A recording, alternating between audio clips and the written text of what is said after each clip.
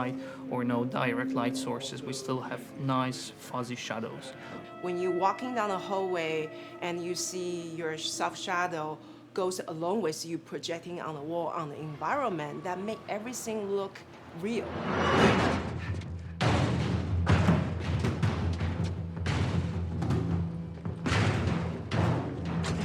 Follow me through here. Okay. The flashlight brought a whole new spin on it. So some of the environments end up being really, really dark, and you need the flashlight to get around. Give me a hand. We want to have the environment be really dark, but also at the same time have colorful surfaces that are sort of hidden, so when a flashlight hits one of those, it bounces off onto the ceiling. If you shine a light on a red wall, it will bounce the red lighting on the whole environment. And it's very difficult to do, very expensive, but we did it. Everything should have a bounce lighting. Otherwise, the world is gonna feel dry and unrealistic.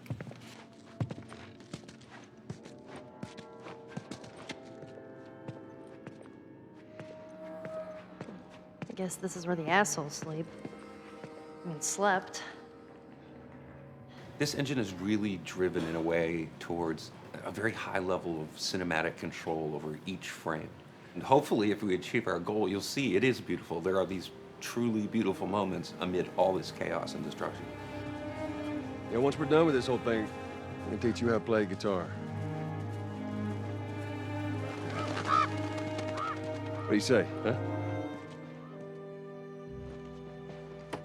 I need some money.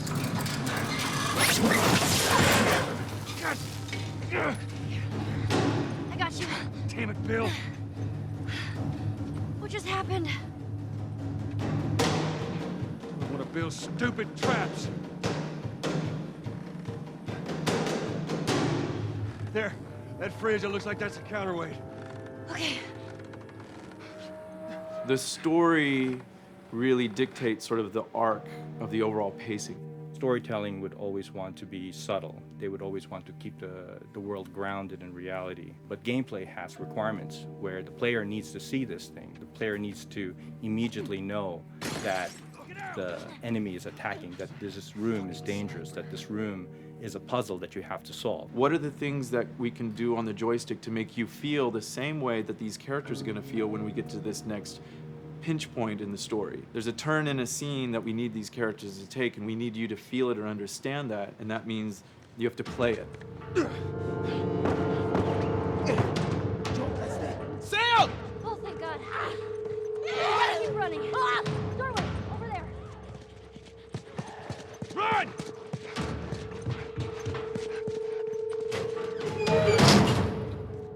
We really want to make sure that there's that contrast between the negative space and then the high tension spikes.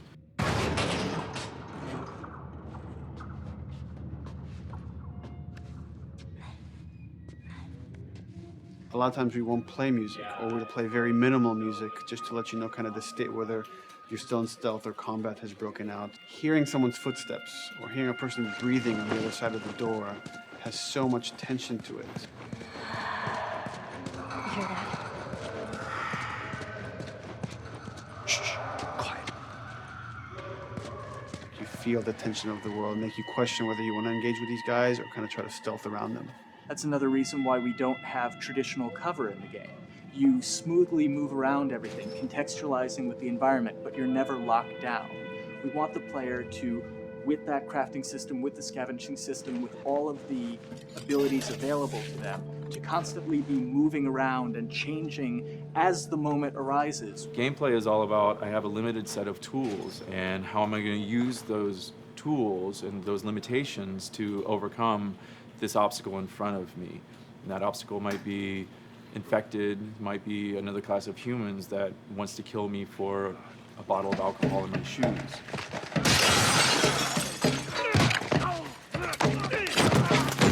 It was important for us that we don't underplay the violence, because then the threat doesn't seem as real.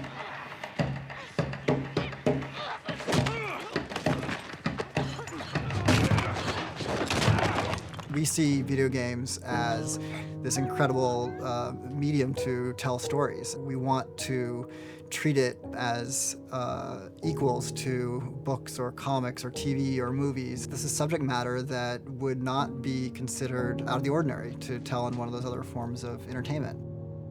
Fucking hunters. See, this could have been us. We wanted you to buy just the desperation of these people and why they're behaving this way, because it's so brutal.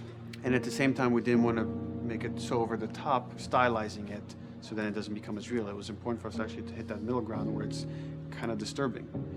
That glint that's happening on that curvature, it'd be good if there was a way that we can guarantee that from this angle, we're seeing it. It seems But really it's flat. overall too bright and opaque. Yeah, looks like paint. Yeah, see, the blood on the ground works really well. It's something about the other shader is messed up in this environment. We got to fix that to unify the look. Shouldn't make you giggle or laugh or any of that. You should be kind of appalled by what you have to do, but you understand why you're doing it.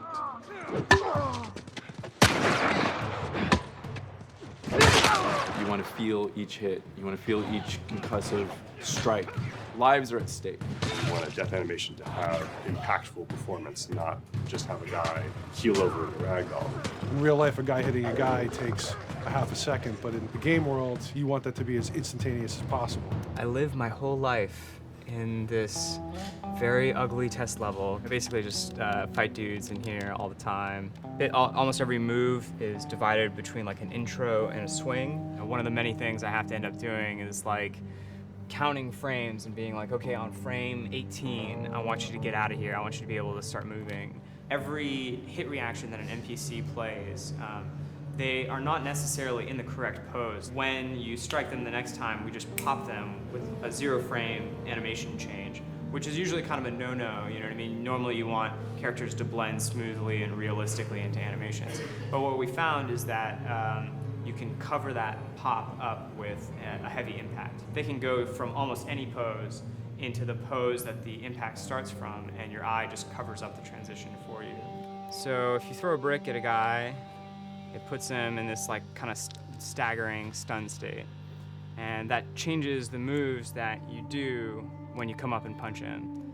So now I'm gonna come up and punch him, and now when you're punching him, because you've hit him down, you get this like auto aim moment where you get like a free headshot. I try to make it so that, you know, if you kind of know what you're doing, that you can set yourself up for 1 + 2 = 3.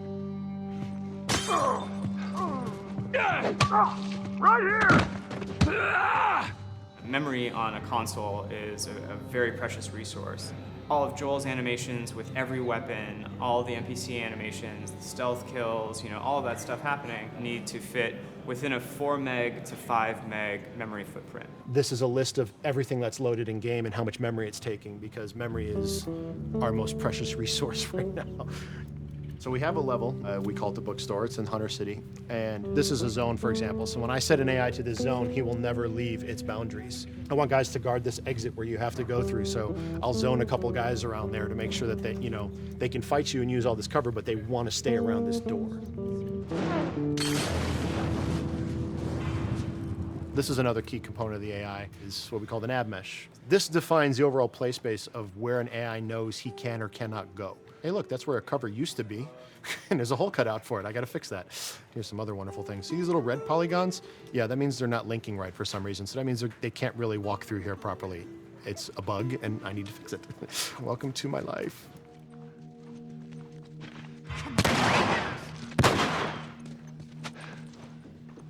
Hey!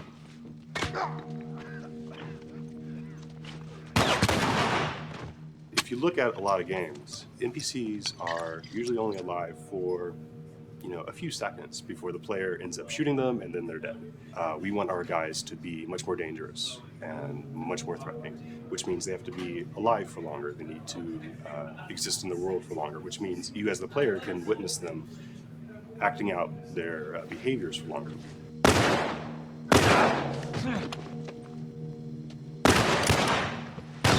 So we've been working really hard on our AI systems. Back of the box, biggest bullet is going to be like AI. Oh, fuck! So we tried a number of different prototypes with the buddies, including having Ellie be super independent of you. She would try to flank the enemies, get behind them, or get between you and them. And a lot of times those decisions should surprise you, just like a real person, a real character would surprise you. And we discovered after many different prototypes, the best thing for her to do generally is to stay very near you. You need the exploration, you need the scavenging, you need something to say like, okay, if we just crank it to 11 the whole time, then it's pinned up there and there's no time to breathe, no time to assess or analyze, and no time to really contrast. There's no way of shifting the pacing.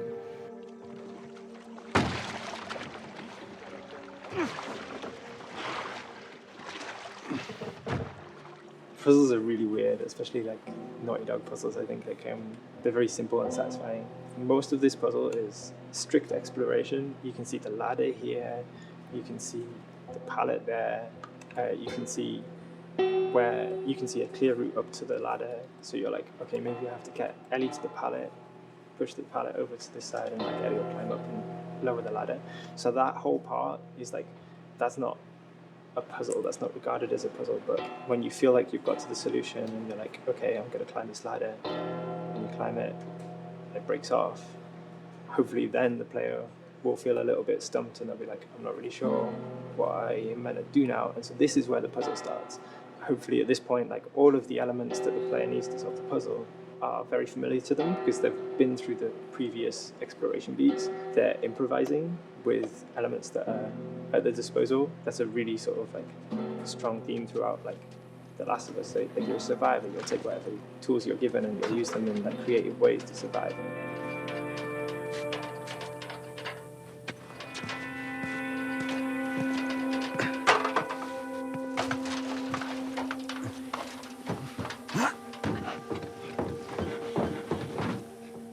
We set out to create something kind of new to Naughty Dog, this crafting system. Our lead designer, Jacob Minkoff, he got this book of like the survivalist handbook and homemade munitions and all sorts of funny stuff. Just start reading about, okay, if I was just wandering around in a collapsed society, this world, what stuff that seems like I could find? Alcohol and sugar, you know, if you want to make a smoke bomb. It's difficult to balance the right amount of resources against what you think the player's going to need and making sure that the player feels like they're getting just enough to survive, but not too much that they feel like they're a powerhouse. We wanted you to be forced to make some choices in the world that showed how depleted the resources were. So if there's a particular point in the story where the characters are having a particularly difficult time surviving, then we want you as the player to be finding fewer items, farther apart, harder to survive. We will item starve you at the same time that those characters are feeling starved and worn out. Then you expose something to them. Oh, here's a cache, and if I can just get into that cache. Oh, look, there's a wealth of things in here. God, I was so worried. My health was low. If I had run into a combat, because it's always that thing in your head, it's that Hitchcockian thing about the danger that you see is less meaningful than the danger that's in your head.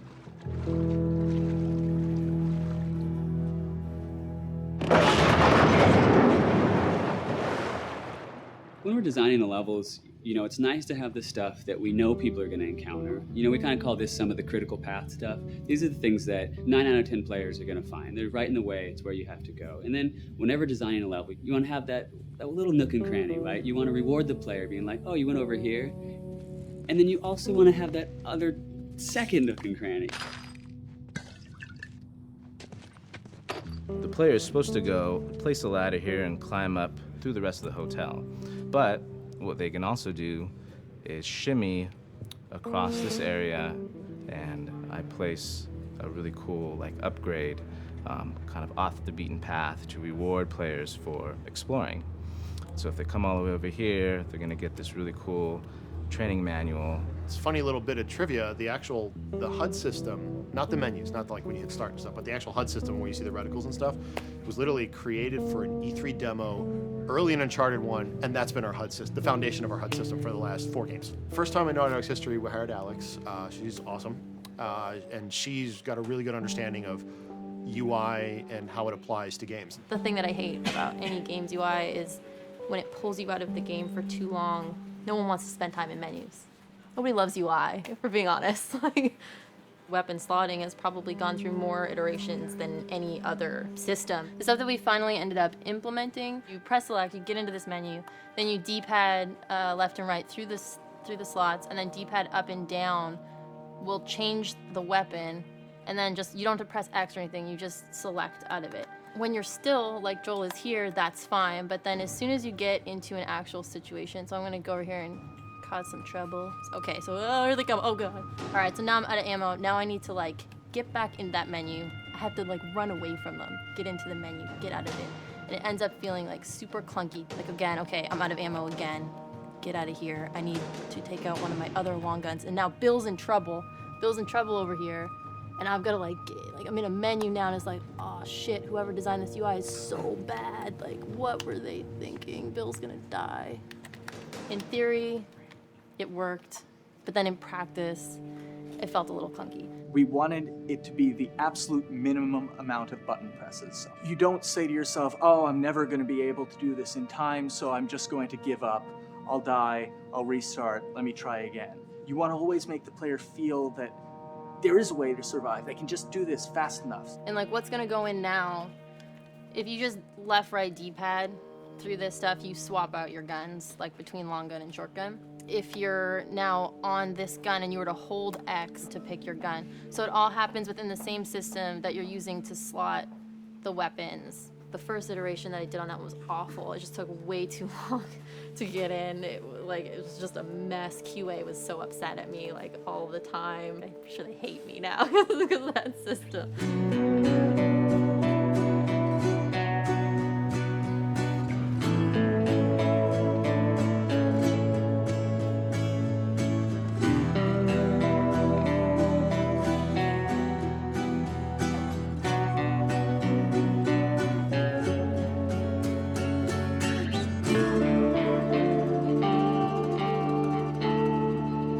I think the way the industry is kind of maturing and changing in general, you're seeing a lot more focus and importance on refinement and polish. So having internal QA really helps.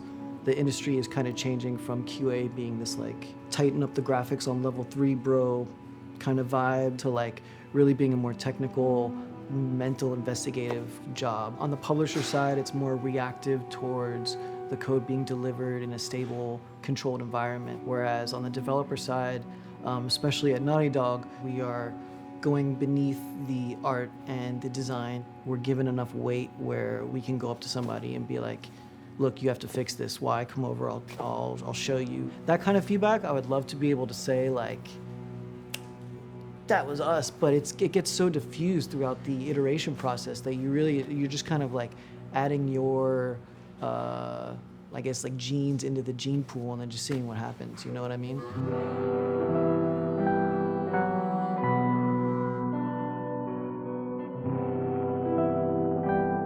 Everyone's working all the time now. But like I tell people, like 7 weeks and then you can have tons of time off, enjoy the sun, you know? But for now, it's like, this is it for everybody.